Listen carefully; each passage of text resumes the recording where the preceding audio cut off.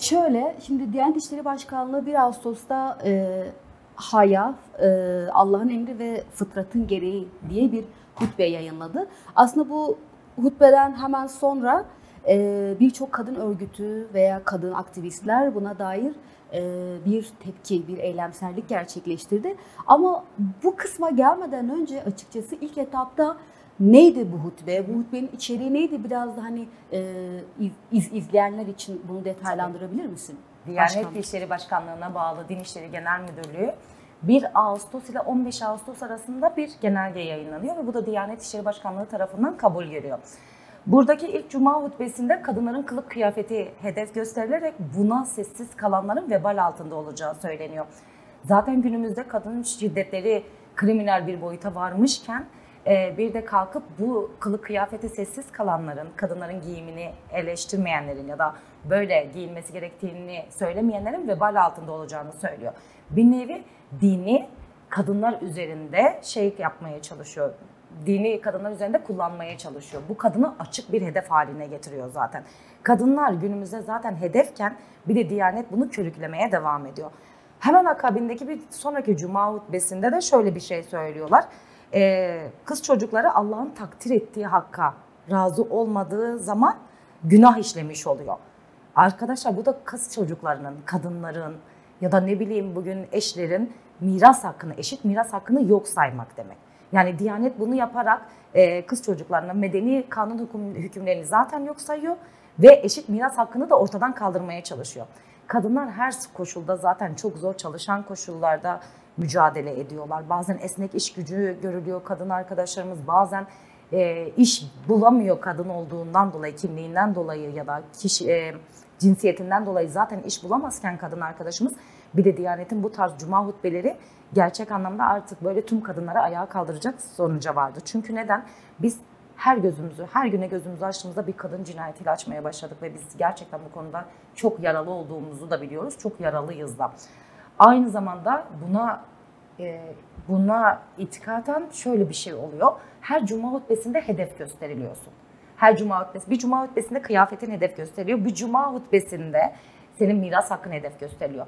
Madem medeni hukuk diye bir şey var Türkiye'de ve medeni hukukla yönetiliyoruz. Diyanet bunun yok sayılacağını bize bizzat bu cuma hutbeleriyle gösteriyor ve bunun yerine medeni hukuk yerine şer'i hukuku getiriyor. Birçok ilde eş zamanlı olarak basın açıklamalarında bulunduk. Bizler de Ahmet olarak cuma günü bu basın açıklamamızı gerçekleştirdik. Aslında tam da basın açıklamasına gelmeden önce biraz buraya daha açmak istiyorum da şimdi Diyanet İşleri hani cuma hutbelerinde eğer ki diyelim ki kadınlarla ilgili bir şey ifade etme ihtiyacı duyuyor, şunun yanlış olduğunu, bunun böyle olması gerektiğine dair. Bunu aslında ki erkeklerin olduğu bir yerde ifade edilen bir yer cuma hutbeleri. Şimdi bu bir yerde de kadınları, yani mesela kılık kıyafetten öldürülecek gibi bir noktaya getirir mi? Yani mesela evet, biz şimdi kadına yönelik şiddeti daha farklı boyutlarda duyuyoruz. İşte efendime söyleyeyim aldatmıştır, öldürülmüştür gibi kendince açıklama ya da işte eve gelmemiştir, öldürülmüştür gibisinden gibi böyle bir sürü mazeret içerisine sıkıştırılabiliyor. Ancak burada kılık kıyafeti yüzünden hani tırnak içinde adaba uygun giyinmedi diye kadın cinayetlerinde bir artış söz konusu olabilecek mi? Yani çünkü bu bir de erkeklere yapılan bir hutbe ya. Evet.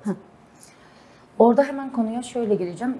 Zaten toplum ya da kadın cinayetleri gerçekten son zamanlarda bu kadar artış göstermişken ve her gün gözümüzü bir kadın cinayetine açıyorken neden olmasın fikrini biz kadınların aklına getiriyor. Çünkü Diyanet yaptığı açıklamada kılık kıyafeti eleştirirken aynı zamanda karşıdaki onu dinleyen insana da zan altında bırakarak şey diyor. Bunu uyarmayanı, bunu düzeltmeyen vebal altındadır. Yani bir nevi din yozlaşmasını biz burada da görüyoruz. Hala böyle şey gibi, eski dönemler gibi, İslamiyet öncesi dönemler gibi kılık kıyafete karışmayan vebal altında da gibi bir söylem yok. Diyanet kesinlikle bu söylemleriyle kadın düşmanlığına tahrik ediyor. Her gün yaptığımız basın açıklamaları, yürüyüşlere rağmen Diyanet biz erkekleri kadın düşmanlığına hala teşvik ediyor ve hala bunu devam ettirmeye çalışıyor. Dediğim gibi bu sonuçta kadın cinayetlerini önleyecek bir şey de değildir.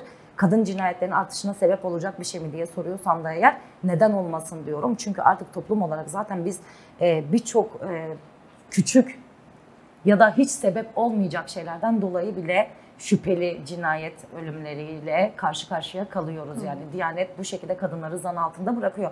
Keza aynı şekilde mesela kardeşler arasında da, erkek kardeşle kız kardeş arasında da şöyle bir ayrımı koyuyor bizim önümüze.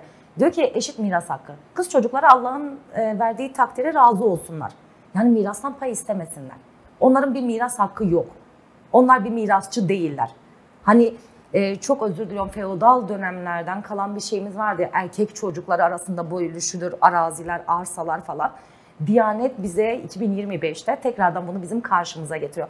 Medeni haklarımızdan vazgeçmiyoruz sloganıyla birçok ilimiz çıktı. Biz de burada haklarımızdan vazgeçmiyoruz sloganıyla çıktık. Ama şöyle işte, şimdi bu söylenen ifadeler yeni bir şey değil ya. Yani hani işte uzun zaman değil de hani yani binlerce yıldır hani kadının hakkı şudur ya da erkek işte 1/3 kadının gibi söylemler oldu. Yani dini referans alıp bu tarz ifadelerde bulunmuş yıllardır. Ama son zamanlarda Diyanet'in bunu bir şekilde sık sık dile getirmesi acaba bir gündem değiştirme midir ya da gerçekten artık olay tam olarak nereye gidiyor da buna dair bir önlem mi almak isteyen?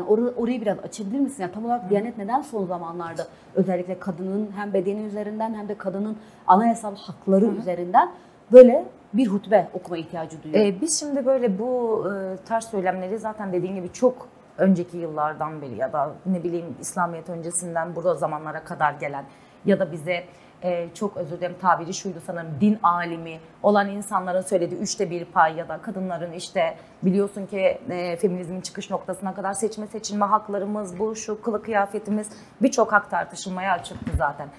Diyanet bunu bu defa resmileştirdi. Bunu bu defa bir genelge olarak yayınladı. Ve tüm imamlara da bunu dedi. Siz bu hutbeleri okumak zorundasınız. Bu hutbeleri vermek zorundasınız. Şimdi ailemizde muhakkak o hutbelere giden insanlar da vardır. Ve tamam içlerinden 3-5'i 10'u bunu şey yapar, bunu idrak eder, der ki hayır burada bir yanlışlık vardır. Bu hutbeler yazılı ve genelgedir der. Böyle bir kanun geçmiş de bize okunuyor der. Ama bir kısım hala bunu idrak edemeyen insanlarla dolu. Ve gerçekten de şöyle, o insanlar eve gittiklerinde kız çocuklarına, eşlerine ya da dışarıda gördükleri bir kıza şiddet uygulayabilecek potansiyelde bir insan olarak çıkıyor o camiden aslında. Bizim gözümüzde o da bir katil adayı olarak çıkıyor aslında. Çünkü aynı şeyi teşvik ediyorsun. Sen evde kız eşine ya da kız çocuğuna psikolojik baskı yaparsan eğer bu şiddetin en büyüğüdür bizim gözümüzde. Potansiyel bir suçlu çıkıyor bunda ortaya. Yani Diyanet'in böyle bir şey gündemleştirmesi açıkçası 1 Ağustos 15 Ağustos arası bunu böyle bir genelge olarak yayınladılar ve tüm camilere gönderdiler. Şöyle bir şey aklımıza geliyor. Evet gündemimiz barış ama barış içerisinde kadınlar, kadınlarımız da barış masasında olması gerekiyor diyenlerden biriyiz zaten. Gündem değiştirme mi yoksa kadın cinayetlerine karşı bizler bu kadar basın açıklamaları, yürüyüşler, paneller düzenlerken üzerine kalkıp böyle bir tezatlıkla hutbeler yayınlaması biz kadınları elbette ki sessiz bırakmayacaktı, elbette ki ayağa kaldıracaktı ve tüm Türkiye'de de zaten sizler de şahitlik ettiniz, tüm Türkiye'de eş zamanlı basın açıklamaları yaptık. Aynı zamanda tüm Türkiye'de eş zamanlı olarak Diyanet hakkında suç duyurusunda bulunduk ve kurumsal olarak değil bireysel olarak her birimiz suç duyurusunda bulunduk. Ve biz bu yasal sürecin de takipçisi olacağız. Her birimiz kendi evrak sayımızı da aldık. Yani kız çocuklarının hedef gösterilmesi, kadınların hedef gösterilmesi, hele ki kılık kıyafetin ve eşit miras hakkının hedef gösterilmesi gerçekten kabul edilecek bir şey değil. Bunun yargı mekanizmalarına da taşınması lazım. Tabii ne kadar işler bu mekanizmalar bilmiyoruz ama biz yine de dediğimiz gibi sürecin takipçisi de olacağız. Aslında yer yer zaten biraz hani kadınların neler yapması gerektiğine dair ifadelerde bulundun ama tam da miras hakkımızdan vazgeçmiyoruz kampanyasına gelelim. Şimdi kadınlar birçok ilde basın açıklaması yapıyor. Ancak bu kampanyanın içeriği hem biraz daha geniş alırsak tam olarak nedir diye veya sadece bu miras üzerinden mi bu kampanya düzenleniyor? Çünkü diğer türlü her hafta yayınlanan hutbelerde başka durumlar da ifade edildi. Yani işte giyinik çıplaklar gibi ifadeler kullanıldı. Kadın bedeni üzerinden, kıyafet üzerinden başka söylemler de ifade edildi. Buna dönük de bir çalışma yapılacak mı? Bunun devamlılığı nasıl olacak? Sizin Diyanet İşleri Başkanlığı'nı yani suç duyurusunda bulundunuz. Bunun takip süreçleri nasıl olacak? Onu şöyle ifade edeyim. Aslında bizler ilk bu basın açıklamalarından önce mesela 1 Ağustos'ta böyle bir bilgi aldığımızda tüm kadın kurumlarıyla ortaklaşmaya girdik. Tabii ki de bu bilgiyi kendi aramızda bizler de paylaştık ve bu konuda tartışmalar yürüttük. KES Genel Merkezimiz kadın meclislerimize, kadın platformlarımıza bir yazı gönderdi basın açıklaması üzerine. Zaten öyle başladı. Aslında bizim bir tek miras hakkı üzerinden değildi. Basın açıklamamızın içeriği de bir tek miras hakkı üzerinden değildi. Medeni haklarımızdan vazgeçmiyoruz başlığıyla çıktık. Yani bu kılık kıyafetimizi eleştiremezsiniz. Ya da ne bileyim miras hakkımızı elimizden alamazsınız. Bir nevi anayasanın medeni hukukunu sen hiç sayıp, hiçleştirip orada kendi şer'i hukukunu devreye sokamazsın. Ama Diyanet bunun yok sayılacağının bir şey olmadığını dile getiriyor. Yani bir nevi anayasayı tanımıyor, hukuku tanımıyor ve böyle bir cuma hutbesi yayınlıyor. Bu cuma hutbeleriyle dediğimiz gibi aslında biz burada bir tek sadece miras hakkından dolayı değil, kılık kıyafetten dolayı da kadını eleştiremezsin ya da kadını bir hedef olarak gösteremezsin. Bunun aslında artık son bulması için de suç duyurusunda da bulunduk eş zamanlı olarak. Dediğim gibi aslında oradaki amacımız daha çok medeni haklarımızdan vazgeçmek, yani medeni hukukun çerçevesine medeni hukukun çerçevesine uymaya zorunlu kılıyoruz biz bir nevi de onu. Çünkü sen bu medeni hukuku yok sayarak şer'i hukuku buraya getiremezsin. Biz İslamiyet öncesi dönemde de değiliz zaten. Sen bu verdiğin hutbelerle resmen şeriatı günümüze getirmeye çalışıyorsun ve şeriatın burada geçerli olmasını istiyorsun. Ya da şöyle söyleyeyim, hadi şeriat burada geçerli olmadı ama sen o karşıda vaaz verdiğin ya da hutbe okuduğun insanlara karşı bilinçlerinde şöyle bir potansiyel oluşturuyorsun. Ben bunu uyarmazsam, vebal altındaysam, şöyle bir tabirleri de vardı, şiddet uygulamanın da normal olacağı. Çünkü karşıdaki seni dinlemezse şiddet uygulaman normalleşiyor değil mi? Vebal altında bırakıyorsun oradakini ve orada mükemmel bir suçlu yaratıyorsun kendine. Şiddete meyilli bir potansiyel çıkarıyorsun o camiden. O yüzden aslında bizim kampanyanın içeriği daha çok medeni haklarımızdan vazgeçmiyoruzdu. Yani bu hem kılık kıyafet olsun, keza aynı şekilde miras hakkımız olsun. Son 2 hutbede bunlar yayınlandığı için aslında bizim yazımızın içerisinden bu geçti. Ama genel anlamıyla çerçevemiz medeni haklarımızdan vazgeçmiyoruzdu.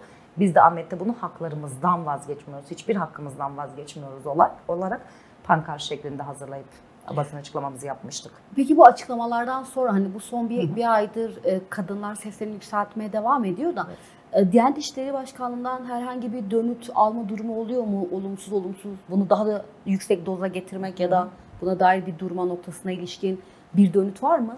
Yani en son hutbenin 15 Ağustos'ta olduğunu, yani kadınlarla ilgili bir hutbenin 15 Ağustos'ta olduğunu biliyoruz.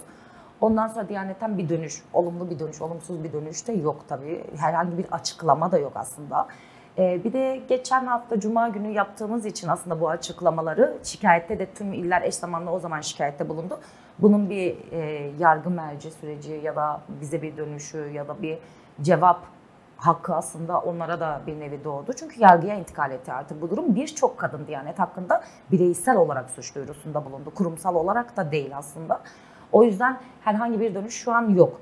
Ama 15 Ağustos'tan sonra en azından hutbelerde kadınlarla ilgili bir bilgi olmadığını biliyoruz.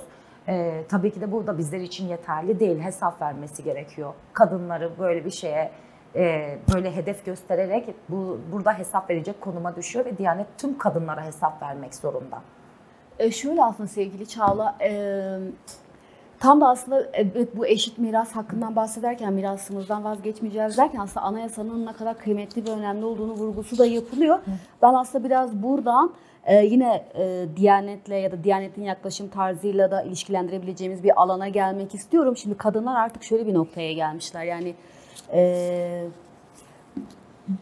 Yani suç duyurusunda bulunsa da acaba herhangi bir dönüt olmayacak mı? Ben nasıl bir mekanizma geliştirmem gerekiyor ki yapılan tacizdir, tecavüzdür, şiddettir, bunun bir karşılığı, bir dönütü olsun gibisinden. Şimdi bu son zamanlarda özellikle hani biraz gündemle de ilişkili çok yoğun ifşalar da ortaya çıkmaya başladı.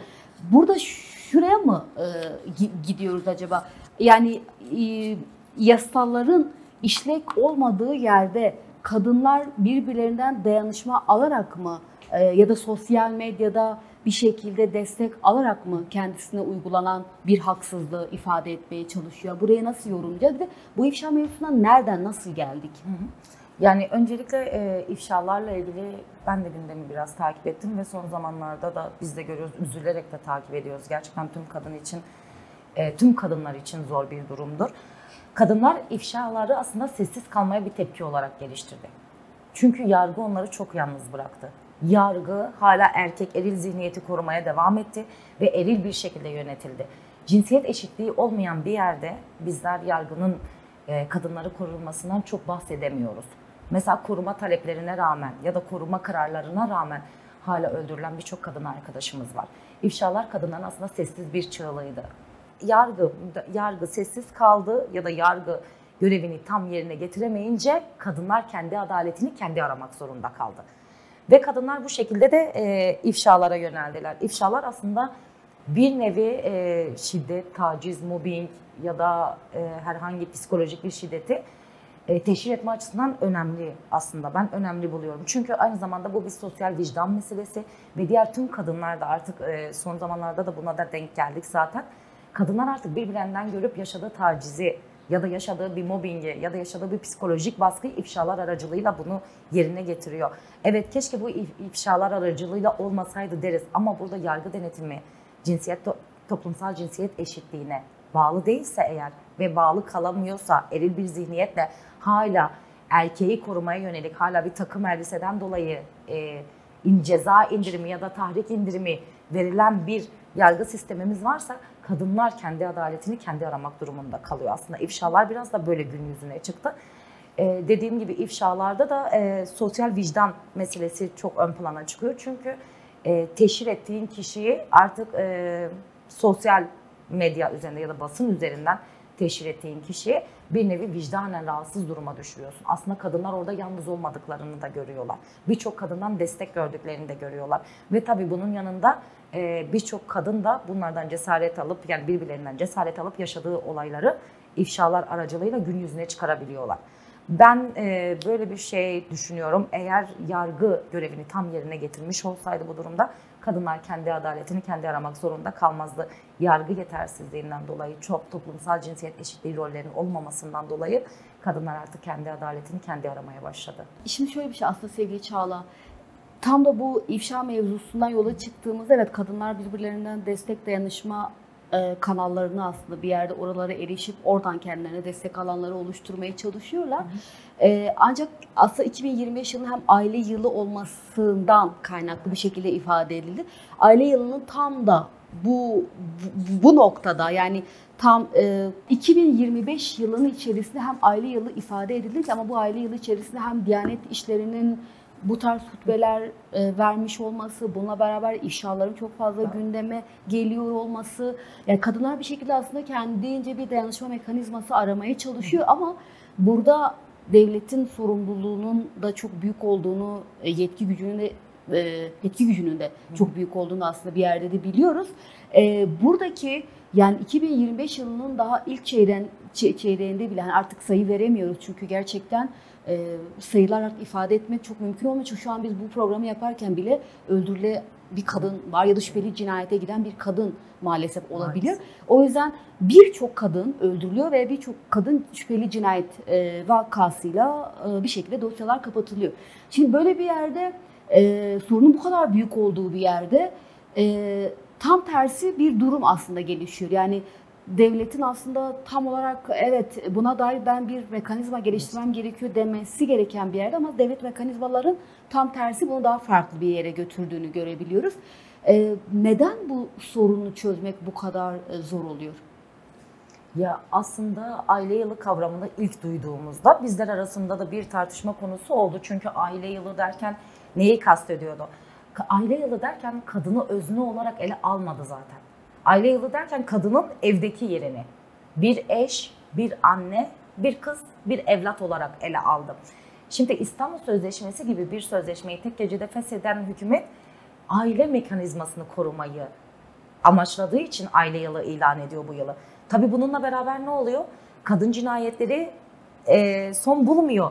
kadın cinsiyet eşitliği rolleri son bulmuyor. Hala birçok kamu kurumunda ve kuruluşunda cinsiyet eşitsizliğine ya da mobbinglere ya da tacizlere hala maruz kalıyor. Kadını özne olarak görmeyen bir yerden bakıyor zaten olaya. Aile yılı dediğimiz kavram aslında bizlerin de üzerinde çok durduğu konulardan biriydi. Bir anda baktık ki tüm yazışmalarda aile yılı kavramını eklemişler. 2025 yılı aile yılı. Arkadaşlar 2025 yılının ilk 6 ayında kaç tane kadın katledildi? Kaç kadın şüpheli cinayete kurban gitti? İntihar adı altında kaç kadın öldürüldü? Bizler bunların biraz da araştırmasını yürütmek zorundayız. Onun dışında aile içindeki şiddeti önlemeye çalışsaydılar keşke önce. Mesela aile içinde bir kadın hala şiddet görüyorsa, bir kız çocuğu, bir kardeş hala şiddet görüyorsa sizin bunu aile yılı ilan etmenizdeki tezatlığı biz de bu noktada anlayamıyoruz. İlk önce şiddeti önlemeye çalışsınlar. İlk önce kadın cinayetlerini durdurmaya çalışsınlar. Toplumsal cinsiyet eşitliğini tüm kamu kurum ve kuruluşlarında ve tüm toplumda. Biz burada ev içi hizmeti basit görmüyoruz. Asla büyük emekçidirler. Önce oradaki emeği görünür kırsınlar. Kadını aile içinde bir özne olarak görsünler her şeyden önce. Kadını özne olarak görmedikleri bir yerde aile yılı ilan ediyorlar. Kadını toplumsal roller içerisine hapsetmek için. Kadın o anne rolünden çıkamasın. O kız evlat rolünden çıkamasın. O kardeş rolünden çıkamasın. Kadın şiddet görsün, psikolojik baskı görsün. Ya da ne bileyim zorla evlendirilsin. Hala var, günümüzde hala var. Ama sen kadını bir birey olarak, bir özne olarak görmeyeceksin. Toplumun merkezine almayacaksın. Sadece aile içindeki rolleriyle sen kadını aile yılı olarak ya da bu yılı aile yılı olarak ilan edeceksin. Bizim buradaki amacımız kadının özne olabilmesi, kendi ailesinin içinde özne olabilmesi, toplumda özne olabilmesi. Çünkü kadın tek başına bir özne. Burada ev içi emeği hiç kimse hiçleştirmiyor. Ya da kamu kurumunda çalışan ya da dışarıda çalışan ya da ucuz iş gücünde çalıştırılan birçok kadın arkadaşımız var. Hiçbir emek asla değersiz değildir. Ama burada önemli olan toplumun seni özne olarak kabul etmesidir. Seni özne olarak görmesidir. Aile yılı kavramı bize çok trajikomik geliyor gerçekten de. Bu kavrama çok gönül bağıyla inandığımızı da söylemiyoruz. Aile yılı dediler mesela, şöyle bir şey çıkardılar bize. 1-2 ay geçti, dediler ki çocuğu olan anneler çalışma saatlerinde değişiklik yapılacak. Kamu kurumları için söylüyorum bunu. Çalışma saatlerinde değişiklik yapılacak. 8-5 çalışan bir anne ise 10 ile saat 3 arası çalışabilir. Eve gidip çocuğuna yeteri kadar vakit ayırabilir, ilgi gösterebilir. Ama bunun yanında kamu kurumunda ya da dışarıda çalışan bir kadın çalışma saatleri düştüğü için o kadar ücret alacak. Ücreti de düşürdü. Pardon, aile yılı diyorduk. Kadını bir özne olarak göstermen lazım. Kadın orada özne olmalı. Sen bunu kadına bir lütuf gibi veremezsin. Bu zaten kadının hak ettiği bir şey. Mesai saatlerini düşüreceğiz ama aynı zamanda ücretini de düşüreceğiz. Bu ekonomik krizini kadınlar üzerinden hala kapatmaya çalışamazsın. Birçok şey varken bu ülkede sen hala kadınlar üzerinden bunu götürmeye çalışıyorsun.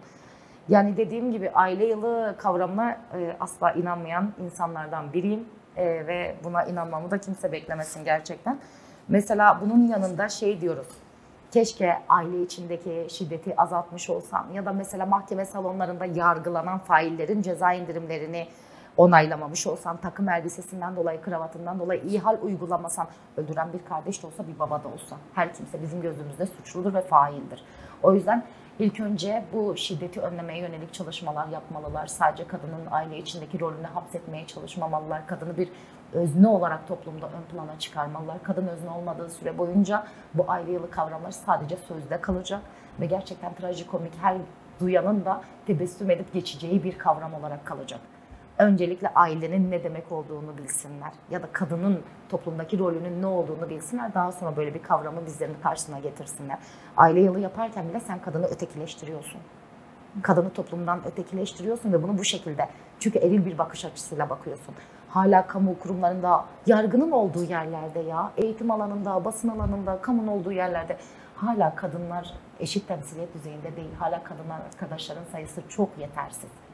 Bugün yargı kurumlarında biz çok fazla kadınla denk gelmiyoruz. Çünkü eril bir zihniyet. Şöyle bir şey var bir de. Yargı karşısına çıktığı zaman kişi şöyle bakıyorlar. Hala polisinde de, savcısında da, askerinde de şöyle bir şey var. Aile içi meseledir.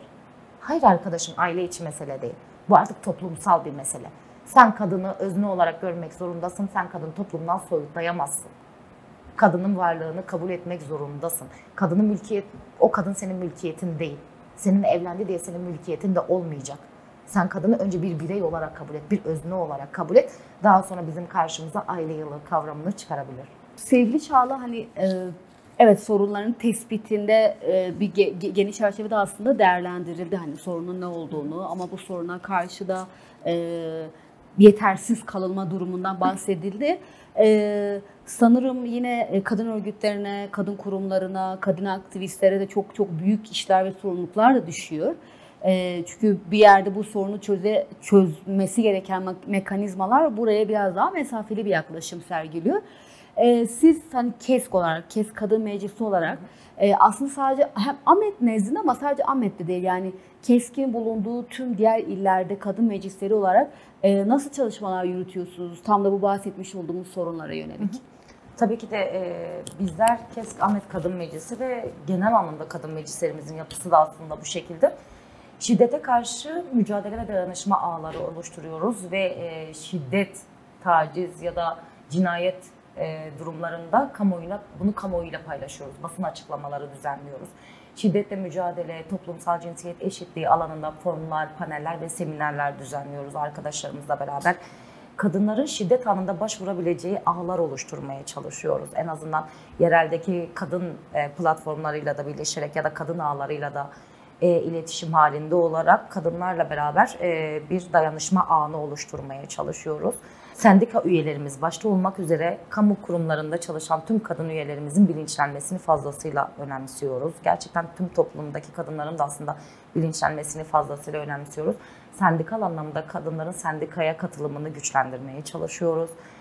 Çünkü bazı o alanlarda bile yeterli olmayabiliyor. Kadınların sendikal faaliyetlere katılımını da güçlendirmeye çalışıyoruz KESK Ahmet Kadın Meclisi olarak ve bunun yanında kadın meclisi kararlarını sendika politikalarına uygulamaya çalışıyoruz. En azından bunu söyleyeyim. Eş başkanlık sistemi bazı sendikalarımızın tüzüğünde yok ki bizde de böyle. Ama bizler yerellerde eş başkanlığı yürütüyoruz ve bunun takibini de yapıyoruz. KESK Ahmet Kadın Meclisi olarak kadınların özgürleştiği ve kimliğiyle özgürleştiği bir yaşamı kurmak için de mücadele ediyoruz. Bunun için hem sendikal hem toplumsal alanda çalışmalar yürütüyoruz diyebilirim. Ya bu çalışmaları yürütürken tabii ki de şey gibi değil, yani sivil toplum örgütünün de peyderpey yapabileceklerinin ne olabileceğini de aslında hepimiz de biliyoruz.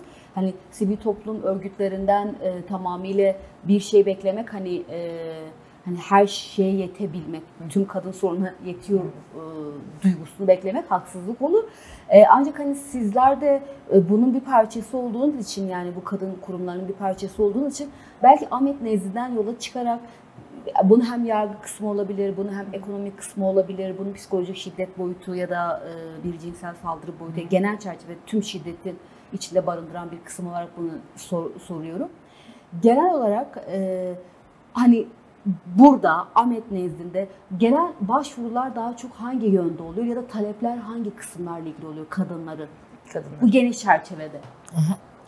Yani açıkçası Semra, o şiddetle mücadele ağları belediyelerle, daha çok yerellerle bağlantılı olduğu için o kadem falan belediyelerin ilgilendiği alan, ama yine de kısaca bir değineceğim. Genel sorun çerçevelerinden Evet, genel sorun çerçevesine değineceğim. Evet. Tamam. Şimdi yerellerde de ya da nasıl diyeyim, uluslararası alanlarda da yaşanılan kadın katliamlarında muhakkak bizler çıkıp bir basın açıklamamızı ya da bunu kamuoyuyla paylaşırız. Basın açıklamamızı yapar, bunu kamuoyuyla paylaşırız. Evet, kadınlara karşı şiddetin, iş yerindeki kadına karşı mobbingin, psikolojik baskının, tacizin ortadan kaldırılması için var gücümüzle mücadele etmeye devam edeceğiz. Bu konuda her zaman kadın kurumlarıyla, yerelde de kadın kurumlarıyla zaten halindeyiz, iletişim halindeyiz ve koordineli bir şekilde ilerliyoruz. Mesela Rojava'da Dürzil kadınlara yönelik saldırılarda yine aynı şekilde basın açıklamasında da bulunduk. Bu da kabul edebileceğimiz bir şey değil. Dünyanın dört bir tarafında mesela kadınlara yönelik saldırılar söz konusuyken bizim burada susma gibi bir lüksümüz yok. Bunu kamuoyuyla paylaşmama gibi bir lüksümüz de yok. Rojava'da Alevi kadınlara saldırdılar. Alevi kadınlardan sonra Dürzi kadınlara saldırı da tekrar aynı şekilde gerçekleşti. Biz bunları teşhir etmekle yükümlüyüz. Basınla paylaşmak zorundayız ve basın açıklamaları yapmak zorundayız. Bunun yanında kadın cinayetleri o kadar kırım boyutuna varmış durumda ki artık bir noktada şey düşündük böyle. Her sabah gözümüzü bir kadın cinayeti haberiyle açıyoruz. Bu gerçekten çok yürek acıtan bir söylemdir. Gerçekten biz bunun yapalım, yürütelim ama biz bu cinayetleri nasıl azaltabiliriz ya da bu noktada neler yapabiliriz? Bunun bir perspektifini önümüze koymamız lazım. Tabii bunun için de yerellerdeki tüm kadın kurumlarıyla iletişim halinde olduğumuzu da söyledik ve iletişim halinde olmaya devam edeceğiz. Bununla ilgili eğitimler, seminerler, paneller, forumlar zaten düzenlenir. Ama biz bunu artık tepkilerimizi nasıl dışa vuruyoruz? Şöyle, basın açıklamamızı yapıyoruz ve bunu yürüyüşler şeklinde de yürütmeye çalışıyoruz. Basın açıklamasıyla beraber kadın cinayetlerine ya da kadına karşı şiddete, tacize, mobbinge ya da Diyanet'in yayınlamış olduğu hutbelere karşı bile biz bunu protesto etmek için yürüyoruz. Biz kadınlar olarak yürüyoruz. Ve kadınlar olarak sesimizi yükseltebileceğimiz kadar yükseltmeye çalışıyoruz. Birilerinin bu toplumsal cinsiyet eşitliğini sağlamasını istiyoruz. Kadın cinayetlerinin son bulmasını istiyoruz. İyi hal indirimleri ya da ne bileyim tahrik indirimleri ya da ne bileyim farklı bir yargı önündeki farklı bir mecci takım elbise giymesi ya da kravat takmasıyla karşıdaki fail suçsuz olarak aklanmamalı. Suçlu, o bizim gözümüzde potansiyel bir suçlu ve bugün bir kadına zarar veren insandan her şeyi beklersin çünkü bunun devamı da gelecektir. Sen topluma bir canavar kazandırıyorsun. Yargının işlemediği durumlar, adaletin işlemediği durumlarda bu toplum bir canavar da kazanmış oluyor aynı zamanda. O yüzden yargının görevini yerine getirmesini istiyoruz ve bunu yaparken de toplumsal cinsiyet eşitliğini göz önüne almasını istiyoruz. Çünkü yargıda toplumsal cinsiyet eşitliğini bir yana bırakalım. Eril fikirler hala çok baskın ve çok hakim. Bu yüzden de kadınlar olarak adaleti kendimiz aramak zorunda kalıyoruz. Bunu tekrardan dile getireceğim, yapmaya devam edeceğiz. Biz hiçbir olayı teşhirsiz bırakmayacağız ya da basın açıklaması kamuoyuna duyurmadan durmayacağız. Yani biz bunları teşhir etmekle yükümlüyüz. Tüm kadınlar yükümlü olduğu gibi bizler de yükümlüyüz. Bugün katledilen her kadın bizim bir yoldaşımızdır. Katledilen her kadın yoldaşımızdır. Rojava'da Alevi kadınlara karşı yapılan saldırılarda, Dürzi kadınlara karşı yapılan saldırılarda ya da Türkiye boyutuyla cinayet ya da intihar adı altında katledilen tüm kadın arkadaşlarımıza bir ses olmak zorundayız, haykırmak zorundayız. O yüzden alanlarda ya da yürüyüşlerimizde daha fazla kadınların katılımını çok fazla önemsiyoruz. Koordineli olmayı çok fazla önemsiyoruz. Bir kadın arkadaşımız şiddete uğradığında ya da bir haksızlığa uğradığında bunu STK'lar da olmak üzere diğer Türk kadın kurumlarıyla paylaşmasını fazlasıyla önemsiyoruz. Çünkü bugün bizi özne olarak görmeyen bir yerden evin içine hapsetmeye çalışan bir fikirden buralara gelmeye çalışmak kolay değil. Gerçekten kolay değil. O yüzden biz istiyoruz ki hep beraber koordineli ilerleyelim. Bugün kimse evinde şiddet gördüğü için evine kapanıp kalmasın. Gelsin hep beraber konuşalım, bir çözüm olmaya çalışalım. Evet doğrudur, uzaklaştırma kararı veriyorlar ama uzaklaştırma kararını uygulamıyorlar. Uzaklaştırma kararına rağmen katledilen kaç tane kadın arkadaşımız var? Yani bir haber görmüştüm, çok canımı acıtmıştı. Ahmet nezdinde söyleyeceğim bunu.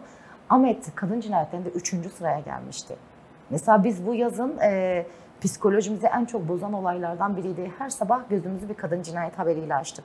Ve buna ne vicdan dayanıyor ne yürek dayanıyor. Yani sen intihar süsü vererek ortaya çıkan kadın cinayetlerini mi dersin ya da sokak ortasına katledilen kadın arkadaşlarımızı mı dersin? Bu artık gerçekten kırım boyutuna varmış durumda ve bunun için de yargıyı görevine çağırmak zorundayız. Artık yargı kadınlar konusunda gerçek anlamda elini masanın altına koymalı. Cinsiyet eşitsizliğini, tacizleri, mobbingleri, ifşaların nedenine kadar inmeli ve kadınlar adaletini kendisi zaten arıyor. Ama sen de adaletini uygulamak zorundasın, bir şeyler yapmak zorundasın diye söyleyebilirim. Peki şöyle sevgili Çağla, hani evet konulu olduğunuz kadınlarla bunu daha çok teşhir etme, bunu kamuoyu gündemine oturtma gibi bir sorumluluk ve bir yaklaşım sergiliyorsunuz. Peki bu süreçte hani daha fazla kadına ulaşabilme mevzusu var ya, yani zaten örgütlü olan kadınlar elbette ki bu inisiyatiflerin içerisinde, bu sivil toplum kuruluşları içerisinde bir şekilde bir yerden bir hemhal oluyor. Ama kısmı ulaşamadıklarınız, yani belki de bu hutveye dair bilgisinin olup olmadığını bilmediğimiz birçok kadın var. Bu süreçte hem aslında bu hutbe nezdinde de ben bunu sormak istiyorum ama genel olarak da şu an kadın cinayetlerinin, kadın katliamlarının herhalde hangi kadına sorarsanız sorun muhtemelen evet kadınlar katlediliyor diyecektir muhtemelen. Şimdi oradaki o sizin çok ulaşamadığınız diyelim ya da hani onların da size ulaşamadığı yerdeki o kadınların refleksleri nasıl oluyor? Buna dair bir koordineli bir çalışma yürüttüğünüzde böyle bir dönüt aldınız mı olumlu olumsuz kadınlardan? Yani bizler genellikle kamu kurumlarında olduğumuz için iş yerlerimizde örgütlenerek başlıyoruz ve iş yerlerindeki kadınlara ulaşmaya çalışıyoruz. Toplumsal alanda yerellerimizin de ulaştığı, tabii ki de bölge bölge köy köy gezdiği muhakkak kadın arkadaşlarımız vardır ya da kendini açan muhakkak kadın arkadaşlarımız vardır.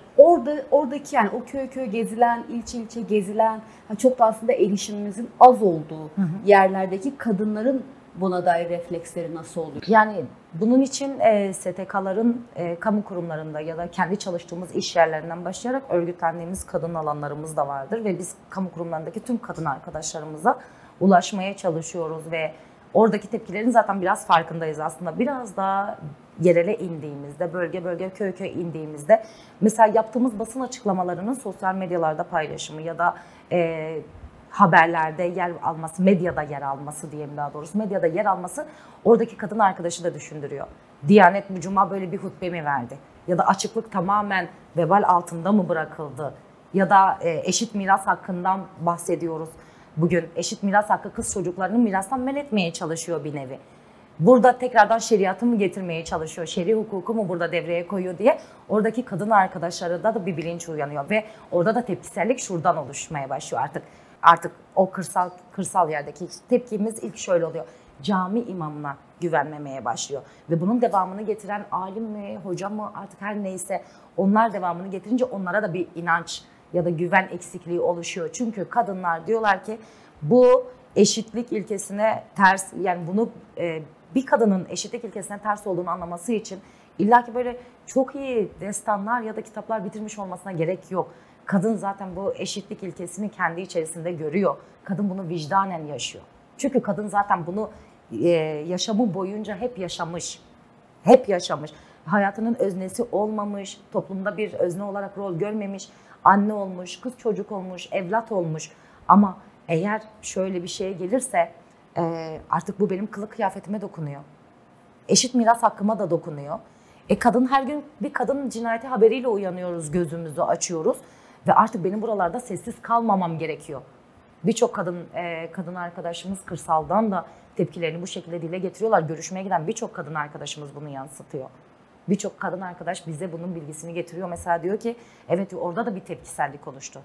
Orada da yani nasıldır mesela bugün biri görür, birine söyler, diğerine söyler, diğerine söyler. Bu aslında bir toplumsal meseleye dönüşmeye başlar. Bizim için önemli olan bu. Ne kadar insana ulaşabilirsek o kadar insana ulaşmaya çalışıyoruz. Ve dediğim gibi bunun için de basın ve medyayı etkili kullanmaya çalışıyoruz. Sesimizi tüm kadınlara duyurmak açısından gayet önemlidir bizim için. Sevgili Çağla, şöyle hani barış tartışmalarının olduğu da bir süreçteyiz. O bir yıl oldu. Belki buradan birazcık da hem kadınların üzerine düşen sorumluluklar ya da roller nelerdir? Bunlardan biraz bir bahsedebilir misiniz? Kadınların barış inşasından sorumluluğu her şeyden önce şiddetsiz bir yaşamı savunmak, toplumsal cinsiyet eşitliği olan bir yaşamı savunmak ve aynı zamanda barış masalarında yer almak. Çünkü barış masalarında da eşit temsiliyeti görmediğimiz zaman orada bile şeye düşüyoruz bizler de. Bir üzüntüye kapılabiliyoruz. Çünkü eşit temsiliyet bizler için gerçekten çok önemli. Evet, savaş yok edici tarafı, yıkıcı tarafı, talan edici tarafı vardır. Ama barış gerçekten de bizler için insanca yaşamanın ön koşuludur. Tüm toplum içinde, kadınlar için de böyledir. Barış insanca yaşamanın ön koşuludur. Eşit temsiliyete çok önem veriyoruz. Toplumsal cinsiyet eşitliğine, şiddetin, sömürünün, baskının, mobbingin olmadığı bir yaşamı çok önemsiyoruz ve bunların barış mücadelesiyle geleceğine olan inancımız tam. Ama şöyle de bir gerçek var. Bizim barış masalarında hala sesimiz kısılmaya çalışıyor ya da törpülenmeye çalışılıyor sesimiz ve biz bunu kabul etmiyoruz. Eşit temsiliyete inandığımız kadar kadın arkadaşlarımızın sesini daha gür çıkarmasına da inanıyoruz. Onun dışında barışın gelmesiyle şiddetin son bulması, toplumsal cinsiyet eşitliğinin sağlanması, doğanın talan edilmemesi, yoksulluğun olmaması bunlar için tabii ki de en önemli ihtiyaçlarımızdan biridir. Ama barış inşasında yer alan tüm kadınların ilk istediği şey şiddetsiz bir yaşamı savunmak olacaktır. Sevgili Çağla, programımızın sonuna da geldik. Kısaca böyle bir son değerlendirmelerinizi de alalım. Yani çok teşekkür ederim programım için. Gerçekten çok anlamlı bir programdı bizim için. En azından sesimizi duyurmak açısından çok önemli bir programdı. Diyanet'in vermiş olduğu hutbeler, her gün karşımıza çıkan kadın cinayetleri, haberleri ya da intihar süsü verilmiş cinayetler ya da ifşalar, kadınların artık kendi adaletini kendini araması, aile yılı kavramı söylemi aslında içi boş, sadece aile mekanizmasını güçlendirmeye yönelik yapılan bir takım adımlar ama içi doldurulmayan adımlar. Tüm bunları açmak ve Kesik Ahmet Kadın Meclisi ve tüm kadın meclislerimizin aslında çalışmalarından bir takım haberdar etmek açısından bizim için de çok anlamlı bir programdı. Ben de çok teşekkür ediyorum. Son sözümü de şöyle yapacağım. Bizler de son kapanışımızı barışla yapalım.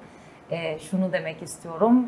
En kötü barış en iyi savaştan iyidir diyorum. Teşekkür ediyorum. Biz teşekkür ediyoruz katkılarından dolayı sevgili Çağla.